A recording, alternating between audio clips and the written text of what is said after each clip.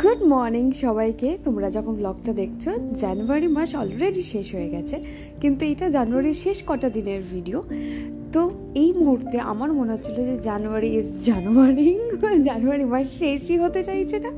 আর আমি না এই গোটা মাসটা ধরে প্রচণ্ড পরিশ্রম করেছি, শারীরিক মানসিক দুটোই বলতে পারো।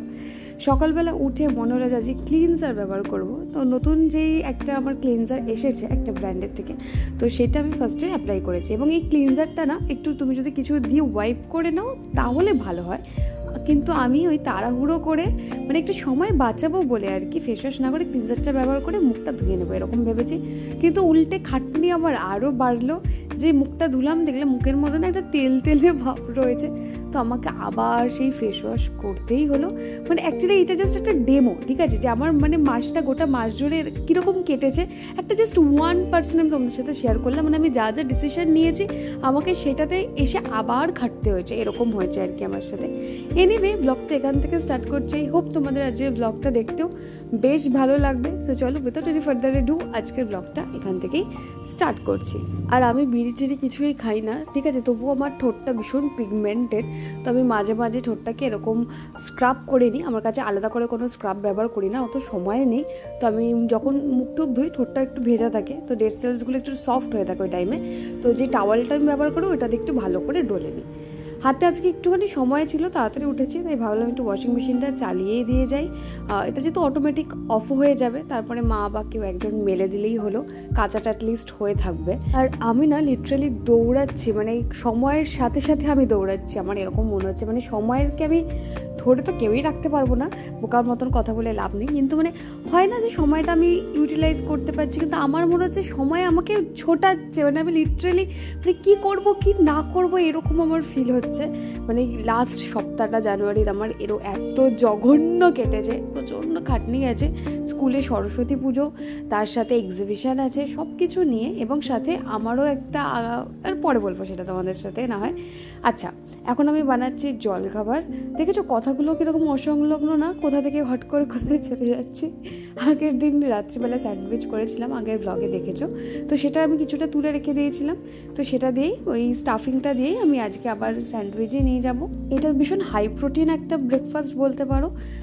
মাশরুম আছে, পনির আছে, কর্ন আছে, মিওনিস এসব কিছু নেই, দুধ দিয়ে আমি জাস্ট এটাকে মিক্সড করেছিলাম। যে দেখছো আজকে ডাক্তার দেখানোর কথা আছে, তাই মা উপরে এরকম লিখে রেখেছে যাতে ভুলে না যাওয়া হয়। এখানে আমি এই যে গ্রিলারটাই এখন ব্যবহার করছি, এটা তো ভীষণ ইজি, চটপট করেও হয়ে যাচ্ছে আর অনেকক্ষণ ভালো থাকে। চলো শাড়িটা পরে নিয়েছি ভালো করে।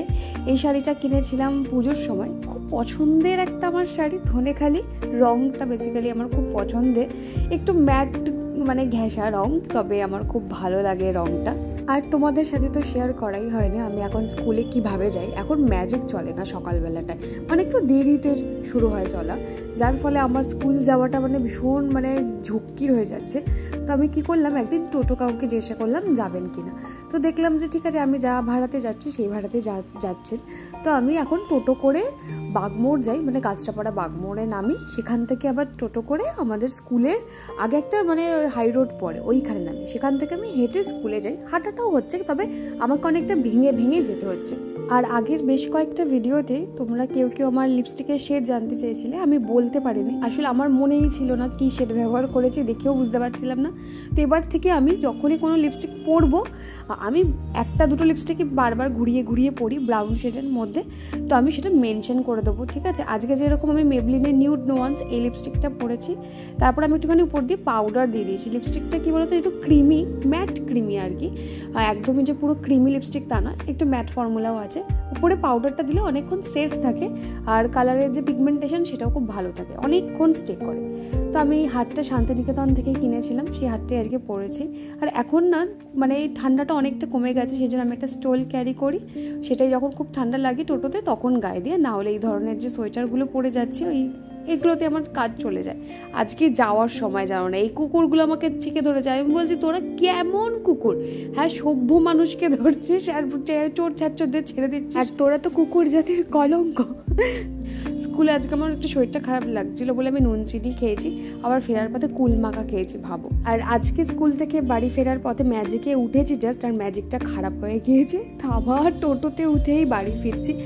অসুবিধা কিছুই না, কিন্তু টোটোতে না প্রচণ্ড ঝাঁকুনি হয়, আর এই ঝাঁকুনির ফলে আমার মানে কোমরে পিঠে মানে বিভৎস ব্যথা, মানে এই এত বাম্পার না রাস্তায়, টোটোতে দেখবে ভীষণ পরিমাণে ঝাঁকুনি হয়।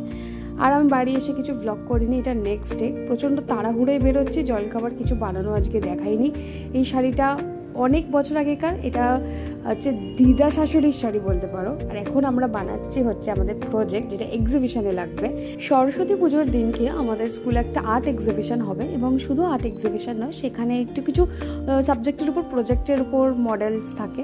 তো আমি ওদেরকে দিয়েছিলাম অ্যানাটমির উপরে, প্রত্যেকটা ক্লাসকে আমি লাইফ সায়েন্স যেহেতু নিই, কারোর ম্যাথস নিই, তো ম্যাথসের আমি সেরকম কিছু দিইনি। আমি ওদেরকে অ্যানাটমির উপরে ক্লাস 9কে দিয়েছিলাম হিউম্যান ডাইজেস্টিভ সিস্টেম, তো সেটাই ওরা 16 উপরে করছে। আমি শুধু ওদেরকে স্ট্রাকচার করে দিচ্ছি, ওরা কেটে রং করে তারপরে লাগাবে। তো এর মধ্যে ক্লাস 6 আমাকে ডেকে নিয়ে গেছে, ওদের আমি দিয়েছি হিউম্যান রেসপিরেটরি সিস্টেম। তো ওরা এরকম বেলুন দিয়ে স্ট্র দিয়ে করছে। ওদের আমি তার আগে পেপারের লাংসটা কেটে দিয়েছিলাম, তো ওরা সেটা রঙও করে নিয়েছে। আর কি বলতো, এই ধরনের প্রজেক্টে টিচারদেরকে ওদের অনেকটাই হেল্প করতে হয়, এবং প্রত্যেকটা ক্লাস একই দিনে যেহেতু সায়েন্সের প্রজেক্ট করছে, আমার হয়ে গেছে প্রচণ্ড চাপে আজকে। তো একবার 9 ডাকছে, একবার 7 ডাকছে, একবার 6 ডাকছে, মানে এরকম করে ঘুরে ঘুরে প্রত্যেকটা ক্লাসেই করছি। এখন আমাদেরকে আমি এরকম রাফলি লাগিয়ে দেখাচ্ছি যে কতটা কি হবে। এখান থেকে আমরা গল ব্লাডারটা এখনো বাকি আছে লাগানো, ওইটা আসলে একটু বড় হয়ে গেছিলো, তো ওইটা আবার কেটে ওরা ছোট করে রংটা করছে। তো এইভাবে চলছে। এর মাঝে আমাকে আবার ক্লাস 7 ডেকেছিল, ম্যাম চলো, আমাদের কিচ্ছু হয়নি। তো ওদেরকে আমি কম্পোনেন্টস অফ হিউম্যান ফুড পড়াচ্ছি। তাই বললাম যেটা পড়াচ্ছি তার উপরেই ওদের প্রজেক্ট দিলে ওদের পড়াটাও খুব ইন্টারেস্টিং লাগবে, যখন আমি ওদেরকে আবার একটুখানি করে এগোবো। আসলে কার্বোহাইড্রেট, প্রোটিন, লিপিড, এই ধরনের যে ভাগগুলো আছে খাবারের, তো তার উপরে চলছে।